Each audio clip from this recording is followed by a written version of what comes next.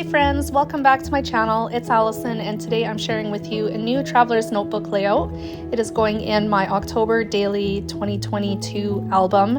It's a double page layout and it is the same as I'm following the same formula I have been right from the very beginning. One page is a photo, it's an oversized photo, and then the other page is a foundation page with journaling and embellishing. I'm working on that page right now.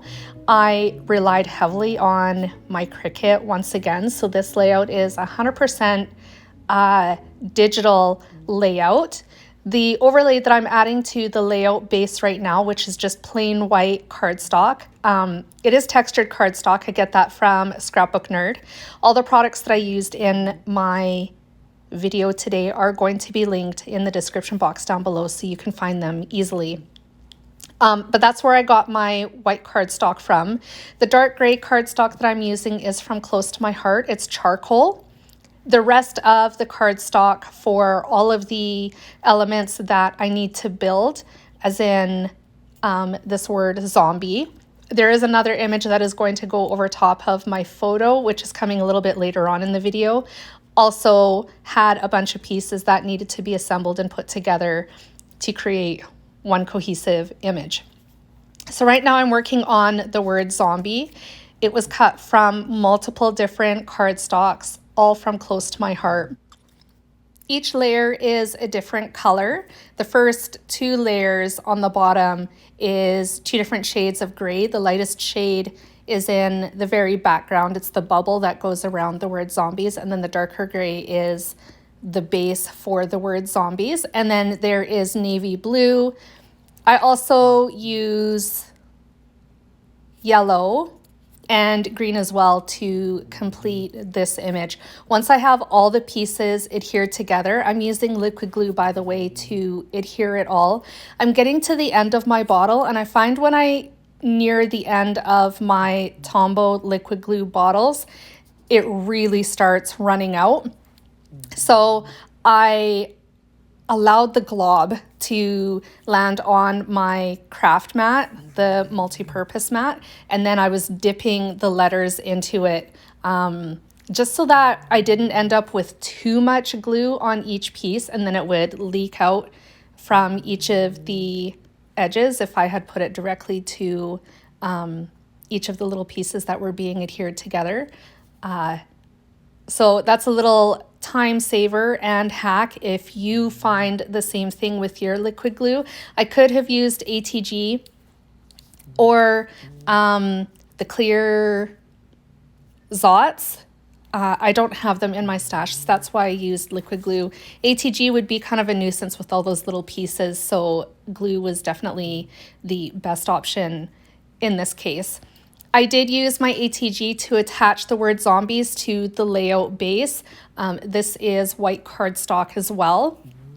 It's trimmed smaller than the base. So the base of both pages in today's layout measures 4 inches wide by 8¼ inches tall. It's going outside of the page protector in my album. This panel that I'm working on right now is a 1/2 inch smaller than the layout base. So you still can see the pattern that I cut with my Cricut in the background.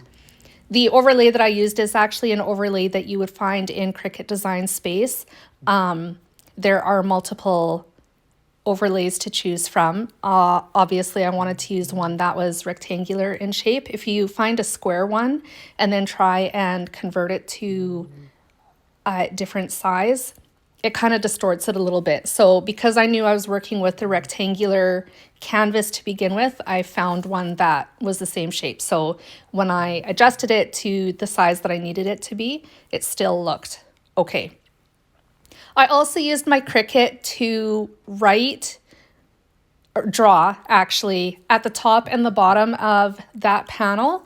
I used the Cricut to write the word beware of, and then obviously I added zombies below it. And then the houses down at the bottom was also drawn with the Cricut. I used a black pen and then used my Spectrum Noir markers to color them in. I did some shading down at the bottom. I wasn't worried about doing it perfectly. I just thought that it would be fun to make them look a little more gradient and kind of give them shadows in a way. So nothing spectacular with the coloring. I cut that part of the video out because it's the same as always. I didn't do anything special, so I thought I'd skip it this time. As you can see, I am working on my journaling right now. I used my craft mat, straight edge ruler, or the T-square ruler, and a pencil, and marked out my text box. And then I put lines inside it with the pencil so I could keep my journaling spaced evenly and straight, and then wrote my journaling with that black pen and then went over the pencil marks with my pen. I will go back later on and erase anything else that is still showing so that it doesn't show up in the close-ups, which you will see at the end of this video. So now I'm working on the other image that required some assembly. This is a moon and clouds image, and it's going to go on my photo, which also measures 4 inches wide by 8¼ inches tall. I print all my photos at home. I have an Epson EcoTank printer that I absolutely love. It is new in my life, like in the last year. And if you are interested in printing your photos at home, I highly, highly recommend looking into the Epson EcoTank printers. They are fantastic and will save you money in the long run printing your photos. So there are multiple pieces required to put this image together. The base layer, once again, is light gray cardstock. I also cut the background of the moon from yellow cardstock. White went on top of that. And then there's 2 little clouds that go with it. One was cut from navy cardstock. The other one was cut from a slightly darker gray cardstock.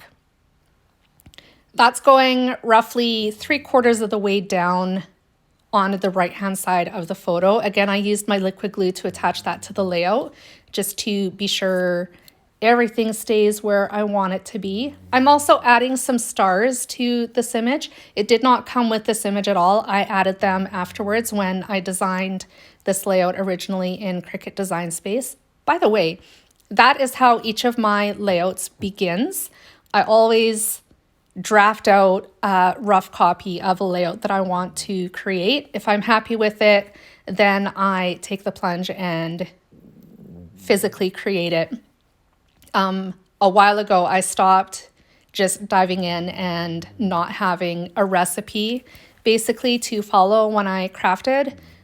This works the best for me and allows me to work out the kinks and put everything together without wasting paper. You will find all of my projects in the Cricut community. I'll leave the link in the description box down below. So if you are part of Cricut Design Space and the community, you will be able to find me there and follow me there if you so choose. I also added a little bat to this image as well because there are some bats in the haunted houses that I drew on the right-hand page with my Cricut. So to make everything balanced and cohesive, I added a bat to the left-hand page, also used my clear shimmer brush to add some sparkle. Over top of the eye in the word zombies, I found a zombie that was a print and cut image in Cricut Design Space. So I had to add him as well. I thought he was perfect and so totally cute. And he fit really well over top of that eye. So basically he is functioning as the eye in the word zombies. And I think he was meant to be there. Super duper cute. You'll see him in the close-ups as well. Last but not least, I'm adding a phrase sticker from Ellie Edwards. It says unanticipated because the whole reason I decided to put this layout together, it's about Halloween, by the way. My girls and I were very sick over Halloween and could not go trick-or-treating. So we were zombies for Halloween. Here are the close-ups. Thank you so much for joining me today, friends, and I will be back again soon with more October Daily inspiration. Bye, guys.